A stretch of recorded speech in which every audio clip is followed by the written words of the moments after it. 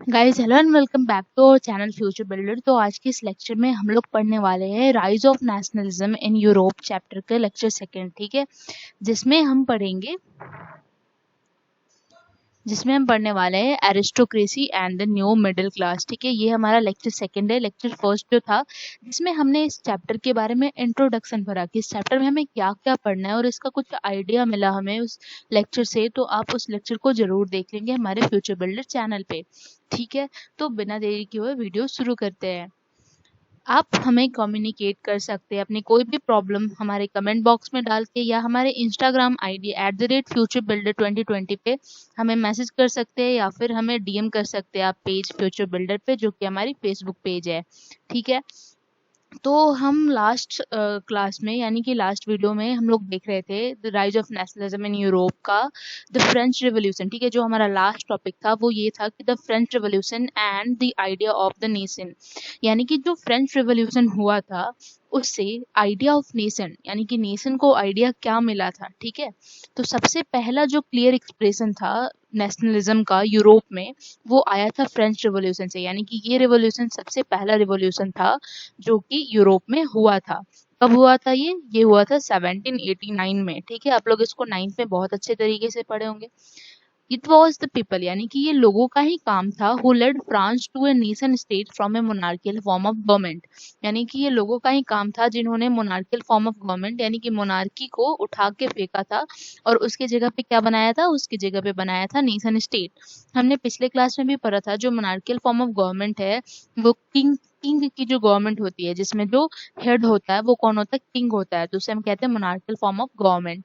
और जब इसको थ्रो करके नेशन स्टेट बनाया गया यानी अब जो पावर था वो किसके हाथ में आ चुका था, अब जो पावर था वो जनता के हाथ में था, पीपल के हाथ में था। ठीक है, फिर हम देखते हैं लास्ट क्लास में हमने इससे देखा था कि जो फ्रेंच रिवॉल्यूशन हुआ था उससे major for sense of collective identity कैसे आया था। यानी कि वहाँ पे डाइवर्सिटी काफ़ी ज़्यादा था और लोग आपस में एकजुट कैसे फील किए। ठीक है, यानी कि यूनाइटेड कैसे हुए। तो सबसे पहले जो आइडिया इन्वेंट हुए ले पैट्री एंड ले सिटिजन का, यानी ले पैट्री यानी दी फादरलैंड। ठीक है, और ले सिटिजन यानी दी सिटीजन। यानी कि फ्रेंच को सबका द फादरलैंड बोला गया और सिटीजन्स को एक टर्म से डिनोट किया गया द सिटीजन्स यानी ले सिटिजन। ठीक है, तो ये जो आइडिया था वो लोगों को यूनाइटेड कर रहा था। साथ ही में एक नया फ्रेंच फ्लैग लाया गया ट्राई कलर का।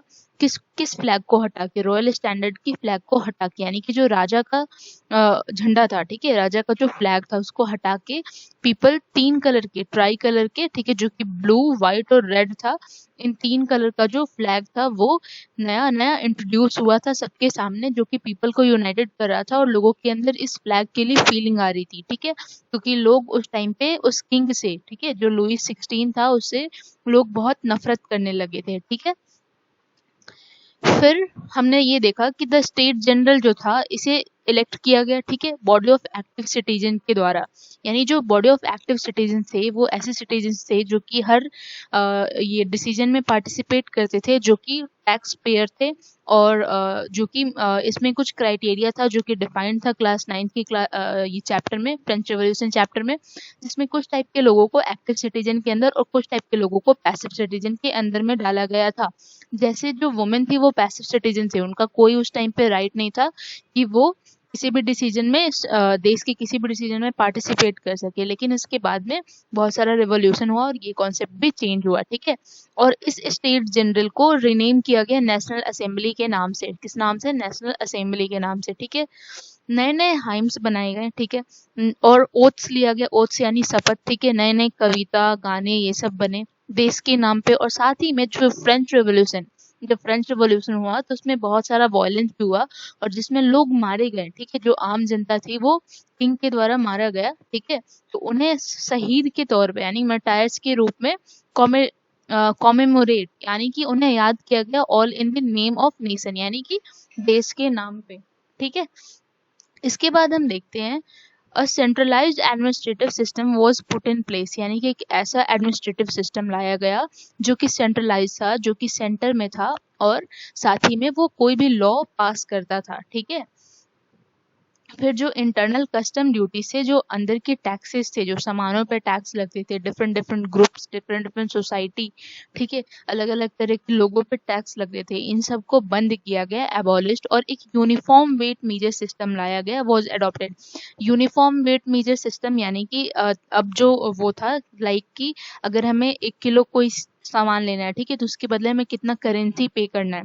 पहले के टाइम पे क्या होता था कि जो सामान का एक्सचेंज था वो बहुत गंदे तरीके से होता था, लाइक कि अनइवन तरीके से होता था। जैसे कि एक कुछ कपड़े के बदले कुछ बर्तन या इस तरीके का कुछ होता था, ठीक है। वो बहुत अनइवन था, यानी कि वो इक्वल ये नहीं हो पाता था, उसमें पता नहीं चल पाता था कि किसका लॉस हुआ किसका प्रॉफिट हुआ, ठीक है। तो उसके उस समय क्या किया गया, यूनिफॉर्म वेट मेजर सिस्टम को लाया गया, ठीक है। और फिर फ्रेंच में क्या हुआ, फ्रेंच लैंग्वेज को इंट्रोड्यूस किया गया बोलने के लिए और पेरिस को लिखने के लिए, ठीक है। तो ये सारी जो चीजें थी ये सब पे लागू होती थी, तो इस कारण लोग आपस में यूनाइटेड फील करने लगे थे, ठीक है। तो इस तरीके से जो फ्रेंच रिवॉल्यूशन था वो लोगों के मन में एक यूनाइटेड का आइडिया या फिर नेशनलिज्म का आइडिया देता था कि हर इंसान को अपने देश से प्यार होना चाहिए और हर इंसान को उसका हक है उसके देश के लिए, ठीक है। अब आता है ये न्यूज़ कि जब ये न्यूज़ अलग-अलग यूरोप के अलग-अलग जगहों, अलग-अलग डिफरेंट डिफरेंट सिटीज़ में पहुँचता है, ठीक है? तो वहाँ के जो बच्चे, ठीक है, स्टूडेंट्स, ये सब स्टार्ट कर देते हैं जैकोबिन क्लब का सेटअप होना, ठीक है? मिडल क्लास जैकोबिन क्लब का सेटअप होना। अब ये जैकोबिन क्लब क्या है? हमने ये पढ़ा था कि जब लोग जहाँ पे भी बात करते थे, ठीक है, जब फ्रेंच रिवॉल्यूशन हुआ और जब लुई 16 को हटाया गया, तो बात शुरू हुआ था कि कॉमन जगह से, जैसे नाई का कोई प्लेस हो गया, ठीक है, जहाँ हम बाल कटाते हैं, सैलून वगैरह, वहां से बातें शुरू हुई थी, ठीक है, लोग आपस में चर्चा करते थे और ये धीरे धीरे बन के क्लब्स बनने लगे, ठीक है, जिन्हें हमने जैकोबिन क्लब के नाम से जाना। उसकी कुछ ड्रेसेस वगैरह भी निकले और फिर वहां पे लोग जाके आपस में बैठ के और डिसीजन लेते थे और डिस्कशन करते थे कि देश में क्या चल रहा है और कैसे हम लुई 16 को हटाएं। तो सबको ये चीज़ आइडिया बहुत अच्छा लगा। उस टाइम पे पूरे यूरोप में मोनार्कियल था, यानी कि हर जगह पे अलग-अलग राजा का जो राज्य था, यानी कि राजा का ही किंगडम चलता था, ठीक है। तो लोग भी इससे वो होके, ठीक है, इन्फ्लुएंस होके जैकोबिन क्लब अलग-अलग यूरोप में जो डिफरेंट डिफरेंट सिटीज थे वहां पे सेटअप करने लगे और स्टार्ट कर दिए मीटिंग करना, ठीक है। कौन कौन? एडुकेटेड मिडिल क्लास के जो भी मेंबर थे या फिर स्टूडेंट, लॉयर, ये सारे लोग, ठीक है।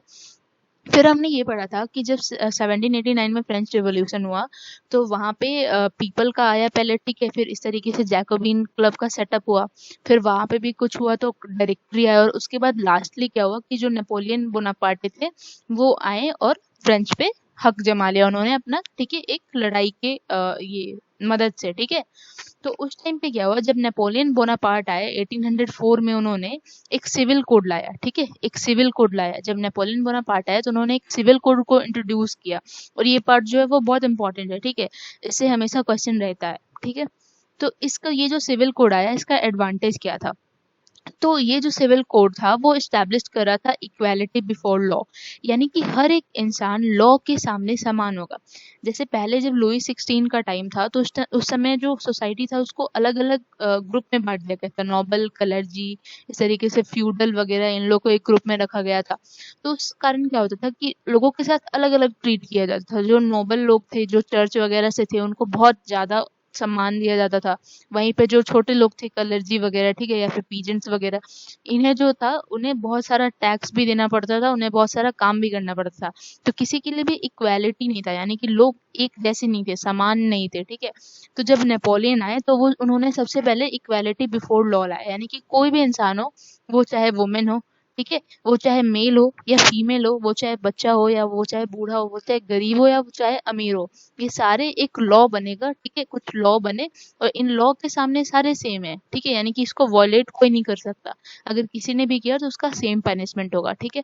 फिर जब लुई 16 थे तो पूरे फ्रांस के प्रॉपर्टी पे लुई 16 का ही हक था, यानी कि पूरा जो जमीन था, कोई भी चीज, अनाज वगैरह, हर चीज लुई 16 का था, लोगों को बस उसमें से खाने को मिलता था। बट जब नेपोलियन आए तो उन्होंने राइट टू प्रॉपर्टी दिया, यानी कि लोग अब अपना जमीन लिखवा सकते थे अपने नाम से, जहाँ पे वो रहते हैं अब वो उनका जमीन हो गया हमेशा के लिए। तो इन्होंने सबसे बड़ा क्या दिया, राइट टू प्रॉपर्टी दिया, यानी कि अब सबको अपने अपने जमीन लेने का, अपना मकान बनाने का, उसको परमानेंट अपना हक देने का अधिकार है, ठीक है। उन्होंने सबको क्या दिया, राइट टू प्रॉपर्टी, उन्होंने क्या रहा है, इक्वालिटी बिफोर लॉ। फिर हम देखते हैं उन्होंने एडमिनिस्ट्रेटिव डिवीजन को बहुत सिंप्लीफाइड कर दिया, ठीक है। जो डिवीजन था सेंट्रलाइज सिस्टम, उसको एडमिनिस्ट्रेटिव जो था, जो कि सारा रूल पास करता था या हैंडल करता था कि अभी देश में क्या चल रहा है, इसको बहुत सिंप्लीफाई किया, ठीक है। और जितने भी फ्यूडल सिस्टम थे, यानी कि पीजेंट्स पे जितने भी वो लगते थे, टैक्सेस लगते थे, जो अनाज था अगर वो लोग ये करते थे, ग्रो करते थे, तो उनका बहुत सारा परसेंटेज उन्हें टैक्स के तौर पे ही लुई 16 को दे देना पड़ता था, ठीक है। तो उन्होंने क्या किया, नेपोलियन ने इस फ्यूडल सिस्टम को भी बंद कर दिया, जिससे लोगों को बहुत राहत मिली और वो लोग एक टाइम पे नेपोलियन को बहुत चाहने लगे, ठीक है। गिल्ड रिस्ट्रिक्शन को रिमूव किया गया, ठीक है। गिल्ड रिस्ट्रिक्शन जो था, कुछ सामानों का भी रिस्ट्रिक्शन, जो सामान इधर से उधर मूव करते हैं, ठीक है, उस चीज का भी था कि टैक्स लगते थे उस पे, तो उसको भी रिमूव किया गया। प्लस कुछ ग्रुप्स थे, ठीक है, कुछ ग्रुप्स थे, जैसे कॉमन ग्रुप्स, जो गिल्ड होता है ना, गिल्ड होता है लाइक एक काम जो कर रहा है, जैसे कोई बुनाई का काम करता है, कोई वीवर है, ठीक है, तो वो वीवर सारे कॉमन ग्रुप हो गए, ठीक है। कोई फार्मर है, सारा फार्मर, तो सारे फार्मर को आप फार्मर से डिनोट करोगे, ठीक है। तो ये सारे एक ग्रुप हो गए, ये सारे एक काम करते हैं। तो इन पे जो रेस्ट्रिक्शन था कि आपको यहाँ नहीं जाना, या फिर आपको इससे आगे नहीं करना, या फिर आपको जो सामान है अपना जो आप ग्रो कर रहे हो उसमें से आपको इतना देना है, तो इन सारे रेस्ट्रिक्शन को नेपोलियन बोनापार्टे ने हटाया, ठीक है। फिर जो ट्रांसपोर्ट और कम्युनिकेशन सिस्टम था, इसको इम्प्रूव किया गया, ठीक है। यहाँ से वहाँ कहीं पे भी सामान ले जाना था, ठीक है। तो इन सब सारे सिस्टम को बहुत ज़्यादा इम्प्रूव किया गया, और साथ ही में इन्होंने भी यूनिफॉर्म वेट मेजर सिस्टम को लाया, ठीक है। यूनिफॉर्म वेट मेजर सिस्टम को बहुत अच्छे तरीके से लाया, ठीक है। और एबॉलिश सेंसरशिप, एबॉलिश सेंसरशिप। अब ये सेंसरशिप क्या होता है? सेंसरशिप ये होता है मीडिया पे पाबंदी। अगर कोई न्यूज कुछ हो रहा है हमारे देश में, जैसे चाइना का आप एग्जांपल ले सकते हो, अगर चाइना में जो कुछ भी हो रहा है उसका न्यूज तब तक बाहर नहीं आता जब तक वहाँ की गवर्नमेंट अलाउ नहीं करती, यानी कि न्यूज जाने से पहले वो गवर्नमेंट तक जाती है, गवर्नमेंट उसे चेक करता है कि कुछ चीज मेरे विरोध में तो नहीं है, ठीक है। तो इसी चीज को कहा जाता है सेंसरशिप, ठीक है। तो जब कोई न्यूज पहले गवर्नमेंट के पास जाए और फिर वहां से अलाउ हो के पास हो, इसे कहते हैं सेंसरशिप। तो ये तो गलत तरीका है ना, देश में क्या हो रहा है, गवर्नमेंट शायद अच्छी ना हो, ठीक है, बट मीडिया जो बोले, ठीक है, मीडिया जो बोले उस पे गवर्नमेंट का ही अगर राइट हो जाए तो फिर तो अपनी बुराई को नहीं दिखाएगा। तो नेपोलियन ने क्या किया, इन्होंने सेंसरशिप को हटाया। सेंसरशिप को हटाया, इस कारण पता चलने लगा कि हाँ, फ्रांस में एक्चुअली किस जगह पे क्या हो रहा है, ठीक है। ये जो फोटो है वो किस चीज का है, इक्वालिटी बिफोर लॉ का है, ठीक है। इक्वालिटी बिफोर लॉ यानी कि लॉ के सामने सारे समान है, वो चाहे मेल हो, ठीक है, वो चाहे फीमेल हो। Blue colour denotes to male and pink colour denotes to female, ठीक है। और ये है नेपोलियन बोनापार्टे, ठीक है। अब हम देखते हैं, बट ऐसा है कि यहाँ पे एक पॉइंट छूट गया है। बट ऐसा है कि जब नेपोलियन ने ये सिविल कोड लाया, ठीक है, बट कुछ टाइम के बाद इन्होंने इस चीज का उल्टा करने लगा, ठीक है। कुछ टाइम के बाद क्या होने लगा, इनका जो देश था, यानी कि ये जिस फ्रांस पे राज्य कर रहे थे, वहां से इक्वालिटी भी चले जाने लगी, सबसे राइट टू प्रॉपर्टी का भी हक छीन लिया गया, ठीक है। प्लस टैक्सेज भी लगा दिए गए, ठीक है, बहुत सारे टैक्सेस लगा दिए गए। यूनिफॉर्म वेट मेजर सिस्टम तो था बट टैक्सेस बहुत ज़्यादा थे, और साथ ही में जिस सेंसरशिप को इन्होंने हटाया था, फिर से उस सेंसरशिप को ला दिया, यानी कि अब जो मीडिया पे पाबंदी थी वो नेपोलियन बोनापार्टे की हो गई। तो इस वजह से क्या हुआ कि जब लोगों को इक्वल राइट नहीं मिलने लगा, उनसे उनका प्रॉपर्टी छीनने लगा, ठीक है, दिए जाने के बाद फिर छीनने लगा, लोगों पे टैक्सेज बढ़ने लगे, लोगों को टैक्स पे करना पड़ा, फिर से जो फार्मर वीवर थे इनको टैक्स ज़्यादा देना पड़ा, ठीक है। ट्रांसपोर्ट कम्युनिकेशन सिस्टम खराब हो गया, इसका जस्ट अपोजिट, ठीक है, कुछ पॉइंट को छोड़ के सेंसरशिप फिर से ला दिया गया। तो इस वजह से ये डिसएडवांटेज था नेपोलियन बोनापार्ट का, जिस वजह से कहीं ना कहीं इनकी हार भी हुई बाद में, ठीक है। फिर हम देखते हैं कि जो यूरोप था, ठीक है, अब तो हमने देखा सबसे पहले स्टार्ट कहाँ से हुआ नेशनलिज्म का कॉन्सेप्ट यूरोप में, कहाँ से स्टार्ट हुआ, फ्रांस से। फ्रांस में जो भी एक्टिविटीज हो रही थी 1789 टू 1804, ये सारी चीजों ने यूरोप को बहुत ज्यादा इन्फ्लुएंस करा, ठीक है। इसके बाद हम देखते हैं कि जो यूरोप था वो एक्चुअली था कैसा, ठीक है, the making of nationalism in Europe. और यहाँ पे नेशनलिज्म को बनाना, ऐसे ये इसको लाना, ठीक है, कितना टफ था। तो यहाँ पे हम देखते हैं कि पूरे यूरोप में डाइवर्सिटी थी, ठीक है, क्या थी, डाइवर्सिटी थी। तो जब हम देखते हैं कि यूरोप में कैसा कैसा डाइवर्सिटी था, तो हम देखते हैं the whole Europe did not see themselves as sharing collective identity और ए कॉमन कल्चर। यानी कि जो यूरोप था वो अपने आप को, यहाँ के लोग आपस में कोई भी एकजुट यानी यूनाइटेड फील नहीं करते थे, और ना ही ये आपस में कॉमन कल्चर को बांटते थे। यानी कि यहाँ पे बहुत ज्यादा डाइवर्सिटी था। जैसे इंडिया भी एक डाइवर्स कंट्री है, यहाँ पे अलग अलग रिलीजन के लोग हैं, अलग अलग कास्ट के लोग हैं, ठीक है, जो कि अलग अलग टाइप का जो रिचुअल्स है उसको फॉलो करते हैं। जैसे हिंदू है वो अपना रिचुअल्स अलग फॉलो करता है, जो मुस्लिम है वो अपना रिचुअल्स अलग फॉलो करता है, जो क्रिश्चियन है वो अपना रिचुअल्स अलग फॉलो करता है। बट ये सारे के सारे यहाँ पे एक कॉन्स्टिट्यूशन जो हमारा संविधान है इसके अंडर में यूनाइटेड है। ये सारे के सारे पे सेम लॉ लगता है, इक्वालिटी बिफोर लॉ है, वो चाहे कोई भी हो, ठीक है। तो हमारे देश में तो है कलेक्टिव आइडेंटिटी, सबके लिए फीलिंग है, हाँ इंडिया से है। बट जो यूरोप था, यूरोप के लोग इतने ज्यादा डाइवर्स थे, बट उनको आपस में लाने के लिए, उनको यूनाइटेड करने के लिए कोई भी चीज ऐसा नहीं था ताकि वो आपस में कलेक्टिव फील कर सके या फिर आपस में कोई एक कॉमन कल्चर शेयर कर सके, ठीक है। जैसे आप एग्जाम्पल देख सकते हो कि जो हैब्सबर्ग एम्पायर था वो रूल करता था ऑस्ट्रिया के ऊपर, ठीक है। जो हैब्सबर्ग एम्पायर था वो ऑस्ट्रिया के ऊपर रूल करता था। जो हंगरी था, हंगरी का कुछ अल्पाइन रीजन्स का कलेक्शन था, ये सारे जगह के नाम है, ठीक है, ये सारे एरिया है, रीजन्स ऑफ यूरोप हैं, ठीक है। तो जो हंगरी जगह था, हंगरी के पास कलेक्शन था कुछ अल्पाइन रीजन्स का। जैसे इसके अंडर में आता था टाइरोल, ऑस्ट्रिया, ठीक है, सडेंटलैंड और बोहेमिया। और ये जो हैब्सबर्ग एम्पायर था ये इसमें से ऑस्ट्रिया के ऊपर राज कर चुका था, ठीक है। तो यहाँ के जो लोग थे वो कैसे थे, ये लोग थे जर्मन स्पीकिंग, यानी कि ये जो लोग थे, जो हैब्सबर्ग एम्पायर ऑस्ट्रिया के ऊपर किया राज, ठीक है, और जो हंगरी जो कुछ कलेक्शन था अल्पाइन रीजन्स का, टाइरोल का, ऑस्ट्रिया का, सडेंटलैंड का, बोहेमिया का, ठीक है, ये सारे लोग, यहाँ के लोग क्या बोलते थे, यहाँ के लोग बोलते थे जर्मन, ठीक है, क्या बोलते थे, जर्मन। और वहां पे देखा जाएगा कि जो यूरोप का अदर एरिया था जिसे लंबार्डी या वेनेटिया, यहाँ पे लोग इटालियन बोलते थे, they are Italian speaking provinces, ठीक है। कैसे राज्य थे ये, इटालियन बोले जाने वाले राज्य थे, ठीक है। अब ये जो हंगरी है, ठीक है, अब हंगरी में वापस क्या होने लगा कि आधे लोग मगयार बोलने लगे और आधे लोग वेराइटी ऑफ डायलेक्ट्स यानी डिफरेंट डिफरेंट टाइप के लैंग्वेजेस बोलने लगे जो कि लोकल लैंग्वेजेस थे।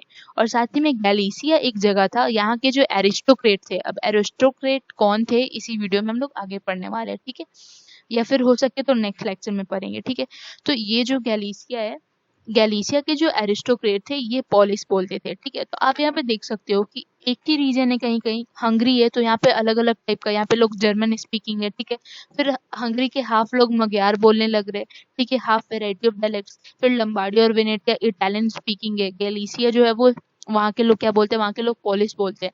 तो इस तरीके से यहाँ पे तो भाषा ही कॉमन नहीं है। जैसे इंडिया में है कि हम लोग मैक्सिमम लोग हिंदी जानते हैं, ठीक है, हम लोग हिंदी जानते हैं, बट वहाँ के लोग तो एक लैंग्वेज भी नहीं जानते, तो आपस में कम्युनिकेट कैसे करेंगे। किसी को पॉलिश आता तो किसी को इटालियन आता, ठीक है, आपस में वो कम्युनिकेट ही नहीं कर पाएंगे। जिसको पॉलिश आता उसको इटालियन नहीं आता, जिसको इटालियन आता उसको पॉलिश नहीं आता, ठीक है। इस तरीके से वो लोग आपस में काफी डाइवर्स थे, ठीक है। तो फिर हम देखते हैं अरिस्टोक्रेट के बारे में कि जो यहाँ पे बताया कि गैलीसिया में जो अरिस्टोक्रेट थे ये लोग पॉलिश बोलते थे, ठीक है। तो इस तरीके से जब ये लोग आपस में एक लैंग्वेज ही शेयर नहीं कर पा रहे, आपस में कम्युनिकेट ही नहीं कर पा रहे, तो इनके अंदर नेशनलिज्म का कॉन्सेप्ट लाना बहुत डिफिकल्ट था, ठीक है। कोई कुछ समझता, कोई कुछ समझता, तो कोई एक बंदा इन सारे को इन्फ्लुएंस नहीं कर सकता, इनके पास बहुत ज्यादा डाइवर्सिटी था।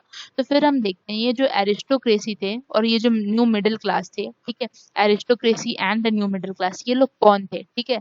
तो सबसे पहला पॉइंट हम देखते हैं कि एक landed aristocracy was the dominant class, यानी कि जो एरिस्टोक्रेसिस था ये एक डोमिनेंट क्लास था। डोमिनेंट क्लास ऐसा जिनका दबदबा हो, ठीक है। कैसा दबदबा, तो सोशली एंड पॉलिटिकली, यानी कि समाज में इनका दबदबा था, और साथ ही में पॉलिटिकल यानी कि राजनीतिक क्षेत्र में भी इनका दबदबा था, और साथ ही में इनके पास ढेर सारा जमीन होता था, ठीक है, यानी कि ये बहुत स्ट्रॉन्ग टाइप के क्लास थे, ठीक है। फिर हम देखते हैं कि इस क्लास के जो मेंबर थे वो आपस में एक कॉमन वे ऑफ लाइफ से यूनाइटेड थे, जो कि कुछ रीजनल डिविजन्स के अक्रॉस कट थे। यानी कि ये जो क्लास के लोग थे ये आपस में कॉमन रिचुअल्स, यानी कि इनके जो जीवन जीने का शैली था, जो तरीका था, वो कॉमन था, ठीक है। ये कुछ चीजें जो थे वो कॉमन करते थे, तो यानी कि ये लोग कलेक्टिव थे, ठीक है, जो कि कुछ कुछ अलग अलग हिस्सों में बटे हुए भी थे, ठीक है, अलग अलग हिस्सों में बटे हुए थे। ये जो ज्यादातर owned states in the country side, यानी कि गांव के साइड, कंट्री साइड या विलेजेस साइड में इन्हें, इनका जो था वो स्टेट, ये लोग ओन करते थे, ठीक है। एंड ऑल्सो टाउन हाउसेज, और टाउन हाउसेज पे भी ये लोग, इन जो टाउन हाउसेज पे भी हक था वो इनका ही था। यानी कि कंट्री साइड में भी ये कुछ जमीन घर, ठीक है, वहाँ के मालिक थे, और साथ ही में टाउन हाउसेज भी ये लोग हैंडल करते थे। यानी इनके पास काफी जमीन, ठीक है, काफी घर और काफी पैसा था, ठीक है। ये लोग स्ट्रॉन्ग क्लास थे।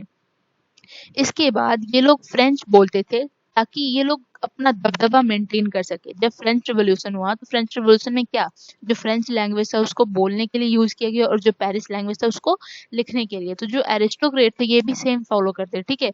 ये लोग भी फ्रेंच बोलते थे ताकि इनका जो दबदबा है, इनका जो डिप्लोमेसी है वो मेंटेन रहे।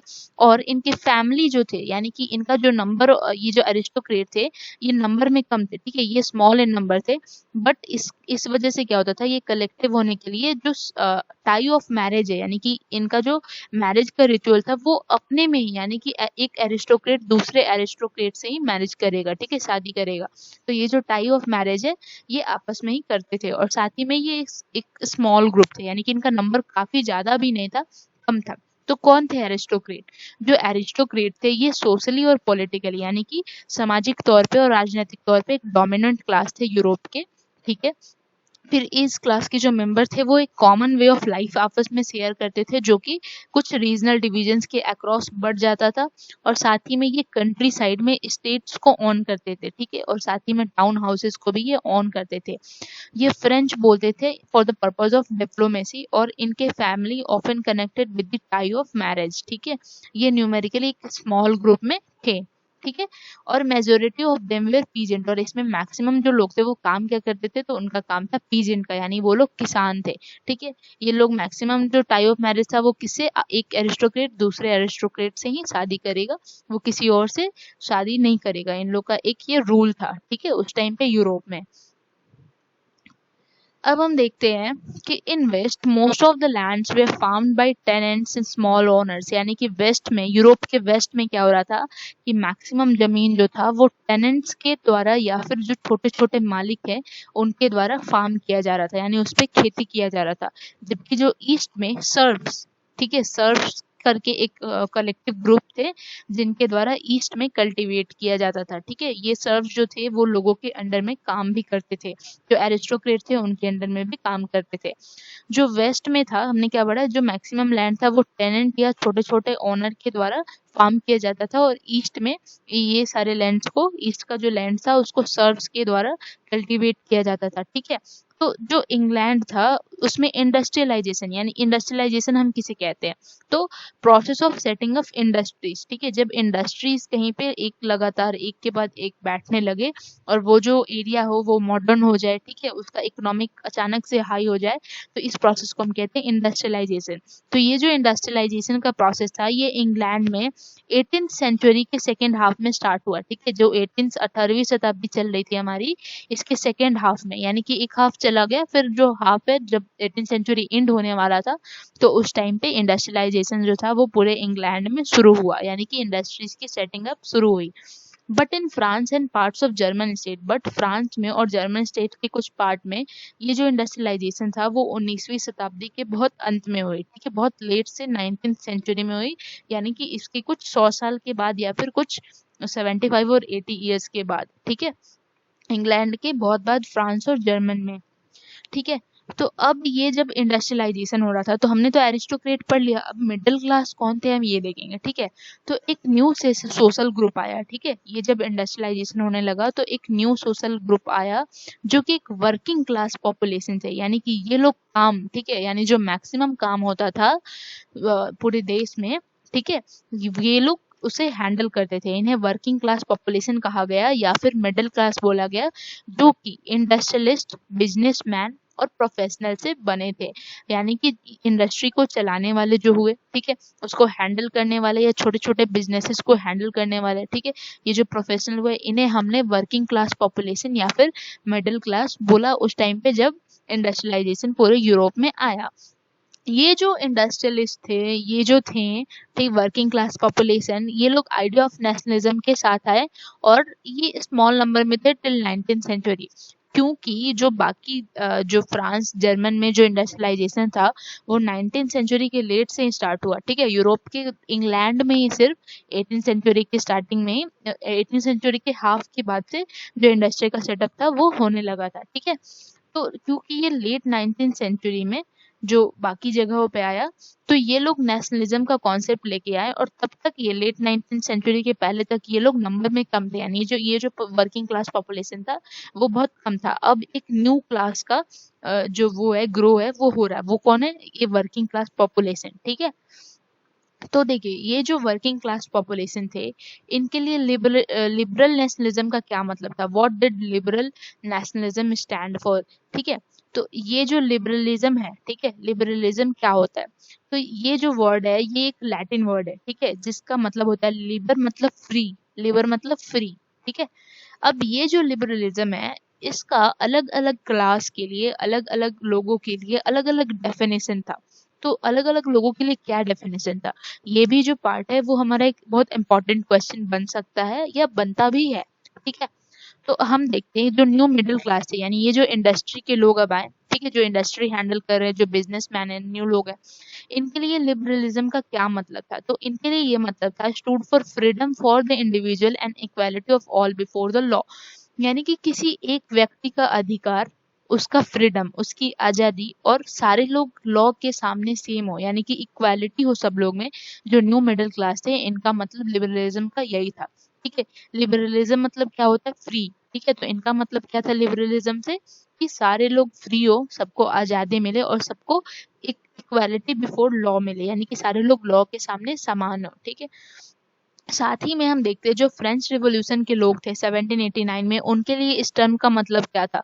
तो उनके लिए इस टर्म का मतलब था for the end of aristocracy and clerical privileges, यानी कि जो एरिस्टोक्रेट थे, जो स्ट्रॉन्ग ग्रुप थे, अभी हमने पढ़ा, तो इनको बहुत तवज्जो दिया जाता था फ्रांस में। और साथ ही में जो कलर्जी के ग्रुप के थे, ठीक है, कलर्जी लोग कौन थे? जो ये चर्च वगैरह से थे, जो बड़े बड़े लोग थे पैसे वाले, इनको बहुत ज्यादा अधिकार और बहुत ज्यादा सम्मान दिया जाता था फ्रांस में, ठीक है। जो किंगडम था लुई 16 का, उस टाइम पे ये जो सोशल ग्रुप से ये बटे थे, आपने 9th में भी पढ़ा होगा, ठीक है। तो इनका इनका जो था ये इस चीज का एंड किया जाए। फ्रांस के लोगों के लिए लिबरलिज्म का मतलब क्या था? कि ये जो प्रिविलेजेस, यानी कि ये जो इन लोगों को छूट दी जाती है टैक्सेज में, ये सब में, प्लीज इसे खत्म करें आप, और एक कॉन्स्टिट्यूशन बनाइए या एक रिप्रेजेंटेटिव गवर्नमेंट बनाइए पार्लियामेंट के थ्रू, ठीक है। यानी कि ये लोग इन प्रिविलेजेस से, एरिस्टोक्रेट और कलरिकल प्रिविलेजेस से बहुत ज्यादा परेशान थे फ्रांस के लोग। तो ये चाहते थे कि इन लोग का जो वो है, जो दिया जा रहा है एक्स्ट्रा छूट, ये छीना जाए और एक संविधान बने जिसके अंदर जो मतलब जिसके अंडर में सारे लोग जो है वो इक्वल हो, और एक गवर्नमेंट आए जो कि पार्लियामेंट से चुना हुआ हो, यानी कि जो कि लोग जिसे चुनते हैं, ठीक है, लोग जिसे चुनते हैं इलेक्ट होके वो पार्लियामेंट के मेंबर बनते हैं, फिर वो जिसे चुने उनकी गवर्नमेंट आए, जैसे कि इंडिया में होता है, ठीक है। पहले हम यहाँ से चुन के, अपने जगह से चुन के संसद को भेजते हैं, और फिर वो वहां पे जाते हैं पार्लियामेंट में, और फिर वहां से वो लोग वोट करके पीएम को बनाता है, ठीक है। तो फिर हम देखते हैं इन इकोनॉमिक स्फेयर, यानी कि जो इकोनॉमिक स्फेयर में लोग थे, जो काम धंधे के लोग थे, उनके लिए लिबरलिज्म का मतलब क्या था? तो उनके लिए ये मतलब था for the freedom of market, यानी लिए उनके लिए ये मतलब था कि जो मार्केट है वो फ्री हो जाए, ठीक है। तो कैसे फ्री हो जाए? तो abolition of state impose restriction on the movement of goods and capital. पहले क्या होता था कि जब हम किसी सामान को किसी जगह पे ले जाए, जैसे अभी हम किसी सामान को बिहार से अगर दिल्ली लाते हैं, या दिल्ली से अगर यूपी ले जाते हैं, या वहां से अगर मुंबई लेके जाते हैं, तो अभी टैक्सेस बहुत कम लगते हैं, ठीक है, सरकार के टैक्सेस बहुत कम है। बट यूरोप में क्या था उस समय में कि टैक्सेस बहुत ज्यादा लगते थे सामानों के ऊपर। तो जो इकोनॉमिक स्फेयर में लोग थे उनके लिए आजादी का मतलब क्या था? उनके लिए लिबरलिज्म का मतलब क्या था? तो उनके लिए मतलब था कि जो मार्केट का फ्रीडम है, जो टैक्सेस लग रहे हैं सामान पे, ये सारी चीजें खत्म हो जाए, तभी हम खुद को फ्री कर पाएंगे। तो यही मतलब था लिबरल का अलग अलग क्लास के लिए। फॉर न्यू मिडिल क्लास के लिए था कि उनका फ्रीडम हो, equality before law. French revolution के लिए था कि जो एरिस्टोक्रेट है, कलरिकल प्रिविलेजेस हैं, इन्हें खत्म किया जाए और एक कॉन्स्टिट्यूशन आए जो कि गवर्नमेंट एक रिप्रेजेंट करे, किसके थ्रू? पार्लियामेंट के थ्रू हम गवर्नमेंट को इलेक्ट करें और एक कॉन्स्टिट्यूशन बने। और इकोनॉमिक स्फेयर में लोगों के लिए क्या लिबरलिज्म का मतलब था? कि जो सामानों पर टैक्सेस है वो कम लगे, ठीक है, वो नहीं लगे और हमें आज़ादी दी जाए कि हम कहीं से भी कहीं को सामान ले जाके रख सके या फिर उसे बेच या खरीद सके, ठीक है। अब हम एग्जाम्पल में देख सकते हैं कि कैसे ये जो सामानों पे टैक्स लगते थे, ठीक है। तो हम देखते हैं कि अगर जर्मनी का एक केस कंसिडर करते हैं कि जो जर्मनी था वो 39 स्टेट से बना हुआ था, ठीक है। जैसे इंडिया में हमारे 29 स्टेट्स हैं, ठीक है। जो जर्मनी था वो 39 स्टेट से, कितने स्टेट से, 39 स्टेट से बना हुआ था और सारे स्टेट का अपना अपना करेंसी था। बट इंडिया में क्या है, यहाँ पे तो हर जगह एक रुपया चलता है। बट जर्मनी के केस में क्या था 1883 में, कि वहाँ पे जो 39 स्टेट था इसका अपना अलग अलग करेंसी था, ठीक है, अपना अपना अलग अलग वैल्यू था। तो अगर एक व्यापारी है, ठीक है, सपोज एक व्यापारी है जो कि 1883 में जा रहा है, ठीक है, जर्मनी में कहाँ पे, हैम्सबर्ग से न्यूरेमबर्ग, हैम्सबर्ग जगह का नाम है और न्यूरेमबर्ग भी जगह का नाम है। तो कोई एक व्यापारी हैम्सबर्ग से न्यूरेमबर्ग जा रहा है अपने सामान को बेचने के लिए, तो इतने दूर में ही उसे 11 कस्टम बैरियर से गुजरना पड़ेगा। 11 कस्टम बैरियर्स यानी कि 11 जगह ऐसे बैरियर है जहाँ पे उसे टैक्स पे करना पड़ेगा, और वो भी कितने परसेंट, ईच 5%, यानी कि 11 इंटू 5 55%, जो उसके सामान का 55% जो दाम है वो तो टैक्स में ही दे दिया, फिर उसे क्या प्रॉफिट होगा। तो इस कारण जो इकोनॉमिक स्फीयर के लोग थे वो काफी परेशान थे, और उनके लिए लिबरलिज्म का मतलब यही था कि उनके सामानों पे जो टैक्स है वो उसका छूट दिया जा सके, ठीक है। जैसे हम देख सकते हैं कि वहाँ पे जो ईच रीजन था जर्मनी का, उसका अपना ही वेट एंड मीजर सिस्टम हो गया था, ठीक है, अपना ही वेट एंड मीजर सिस्टम। यानी कि अगर हम कोई सामान खरीदते हैं, ठीक है, यानी कोई कपड़ा खरीदते हैं, ठीक है, वन इले इन फ्रैंकफर्ट 54.7 सेंटीमीटर, यानी कि अगर हम कहीं पे जाते हैं फ्रैंकफर्ट में, ठीक है, और वहां पे बोलते हैं कि मुझे एक इले कपड़ा चाहिए, ठीक है, तो वो मुझे कितना देगा, 54.7।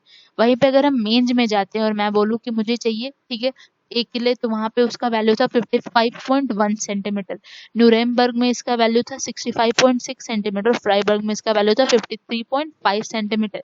जिसे हम कंसिडर कर सकते हैं 1 इले, यानी कि जैसे हम मान सकते हैं कि 1 मीटर में होता है 100 सेंटीमीटर, ठीक है। तो हमने अगर फ्रैंकफर्ट में गए, ठीक है, हम फ्रैंकफर्ट गए और वहां पे बोले कि मुझे 1 मीटर कपड़ा चाहिए, तो वो मुझे कितना वापस दे रहा है, 54.7। और मेंज में गए तो वो मुझे वापस दे रहा है 55.1। न्यूरेमबर्ग में गए, वहां पे बोले कि मुझे कितना चाहिए, 1 मीटर कपड़ा चाहिए, तो वो मुझे लौटा रहा 65.6 सेंटीमीटर का कपड़ा, ठीक है। फ्राइबर्ग में गए तो वो मुझे लौटा रहा 53.5 सेंटीमीटर। बट इंडिया में क्या है कि 1 मीटर का 100 सेंटीमीटर, या कहीं पे भी अभी क्या है, 1 मीटर का 100 सेंटीमीटर। तो ये चीज उस समय जर्मनी में या फिर बहुत सारी जगहों पे यूरोप में नहीं था, ठीक है। तो उस हिसाब से अगर हम लोग वहां पे रहते तो हमें कहाँ पे फायदा हो रहा है ज्यादा, न्यूरेमबर्ग में फायदा हो रहा है, हम वहां से जाके कपड़े लेंगे क्योंकि यहाँ पे तो एक किले का वैल्यू ज्यादा है, हमें फायदा हो रहा है, ठीक है। तो इस तरीके से जो अनइक्वालिटी था, जो डाइवर्सिटी था, वो इस तरीके से था सारे जगहों पे यूरोप में, ठीक है। ठीक है, तो इसको सॉल्व करने के लिए जोल्वरीन को लाया गया। इसको जोल्वरीन को, व्हाट इज जोल्वरीन, 1834 में एक कस्टम यूनियन बना, किसके इनिशिएटिव से, प्रूसिया के, ठीक है। प्रूसिया एक जगह है, एक देश का नाम है, जिसने स्टार्ट किया, जिसने एक स्टेप लिया, ठीक है। इस सारी चीजों से परेशान होके, ठीक है, आवाज उठ रही थी। तो 1834 में प्रूसिया ने इनिशिएटिव लिया और इसको बहुत सारे जर्मन स्टेट ने ज्वाइन किया। अब इस जर्मन स्टेट ने इसलिए ज्वाइन किया क्योंकि ये जो जर्मन स्टेट था ये काफी ज्यादा डाइवर्स था। अभी हमने एग्जांपल पढ़ा कि 39 स्टेट है, अलग अलग करेंसी है, अलग अलग वैल्यू है, ठीक है। तो ये जो यूनियन था जो कि प्रूसिया ने बनाया, और सारे जर्मन स्टेट्स ने इसको पार्टिसिपेट किया। तो इसने क्या किया कि इन जो टैरिफ बैरियर थे, यानी जहाँ जो डिफरेंट डिफरेंट टैक्सेस लग रहे थे, इसे बंद किया, ठीक है। इसे बंद करके बहुत मिनिमाइज किया। जैसे 11 जगह लग रहा है तो इसे 2 ही जगह किया गया, एक ही जगह किया गया, ठीक है। टैरिफ बैरियर्स को बंद किया गया।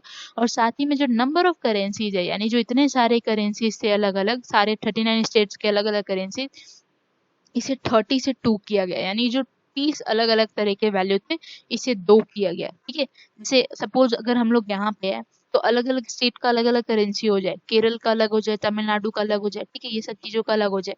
तो 29 स्टेट्स 29 करेंसी। बट अगर कोई ये इनिशिएटिव हो रहा है, अगर कोई कस्टम यूनियन बन रहा है और उसे बोला कि नहीं, अब ये 1 हो जाएगा, 1 क्या होगा, पूरे देश में रुपया चलेगा, ठीक है। तो इसी तरीके से जो जोल्वरीन था वो एक कस्टम यूनियन था जिसे प्रूसिया ने स्टार्ट करा, और बहुत सारे जर्मन स्टेट्स ने इसमें पार्टिसिपेट करा 1834 में, जिसमें टैरिफ बैरियर्स को हटाया गया, बंद किया गया, और साथ ही में नंबर ऑफ करेंसीज को 30 से कितना किया गया, 2 किया गया, ठीक है।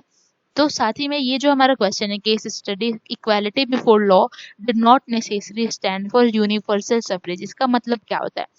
अगर कोई बोलता है इक्वालिटी बिफोर लॉ, इसका मतलब ये नहीं होता यूनिवर्सल सफरेज। अब what is universal suffrage? Universal suffrage ये होता है कि सबको वोटिंग का अधिकार हो, ठीक है, सबको वोटिंग का अधिकार हो, वो चाहे वुमेन हो, वो चाहे पुअर हो, वो चाहे रिच हो, ठीक है, सबको वोटिंग का अधिकार हो। बट इसका मतलब ये नहीं होता कि अगर किसी को सबको वोटिंग का अधिकार है तो सबको इक्वालिटी बिफोर लॉ है। आप ये बिल्कुल भी नहीं बोल सकते। कैसे? अगर हमने वोट दिया, ठीक है, हमने जाके वोट दिया, बट सपोज अगर वुमेन का उसको अधिकार नहीं मिल रहा, तो उसने वोट तो दिया, उसका गवर्नमेंट तो बन गया उसके हिसाब से, बट उसी को अब अधिकार नहीं दिया जा रहा। इक्वालिटी बिफोर लॉ क्या होता है? यानी कि सबको सेम अधिकार हो, किसी भी कोई चीज भी पाबंदी नहीं हो। यूरोप में बहुत जगह ऐसा देखा गया कि यूनिवर्सल सफरेज था बट इक्वालिटी बिफोर लॉ नहीं था, या फिर इक्वालिटी बिफोर लॉ था, यूनिवर्सल सफरेज नहीं था। जैसे नेपोलियन जो था, नेपोलियन इक्वालिटी बिफोर लॉ लाए, लॉ के सामने सारे लोग समान थे, बट उस टाइम पे भी जो वोटिंग का राइट था वो वुमेन को नहीं था, वहां पे वुमेन वोट नहीं कर सकती थी। और बहुत जगह पे ऐसा होता है कि वोट वुमेन कर सकती है बट उनके लिए इक्वालिटी नहीं होता हर जगह, ठीक है। तो इक्वालिटी बिफोर लॉ या universal suffrage different different term होता है। अगर किसी को ये टर्म अभी भी नहीं समझ आया तो आप हमारे कमेंट बॉक्स में डाल सकते हैं। अगर वीडियो पसंद आया तो लाइक और सब्सक्राइब शेयर करेंगे, ठीक है। इसी के साथ हमारे वीडियो को, यहाँ पे हमारे लेक्चर को खत्म करते हैं, ठीक है। फ्यूचर बिल्डर से कनेक्टेड रहे, ठीक है। Stay tuned. Thank you.